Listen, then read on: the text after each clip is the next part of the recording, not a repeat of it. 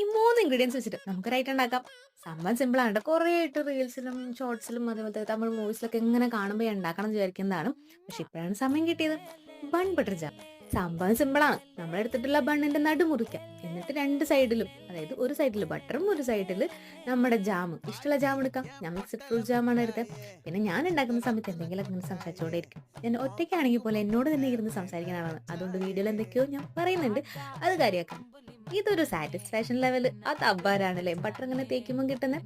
ഇനി ഒരു പാൻ ചൂടാക്കുക, അതിലേക്ക് നമ്മുടെ ബണ്ണ് വെച്ച് കൊടുക്കുക, അപ്പുറത്തും ഇപ്പുറത്തും ഒന്ന് തിരിച്ചും മറിച്ചിട്ട് കൊടുക്കുക.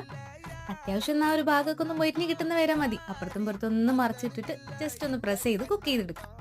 നല്ല ചൂട് പാൽച്ചായന്റെ കൂടെയൊക്കെ കഴിക്കാൻ വേണ്ടിയിട്ട് അടിപൊളിയാണ്. അപ്പോൾ എങ്ങനെയാ നമുക്ക് കഴിച്ചു നോക്കാം. ഉള്ളിലൊക്കെ കാണുമ്പോൾ കഴിക്കാൻ തോന്നും ട്ടോ. അപ്പോൾ കഴിച്ചു നോക്കിയാലോ. സംഭവം സിമ്പിൾ അല്ലേ?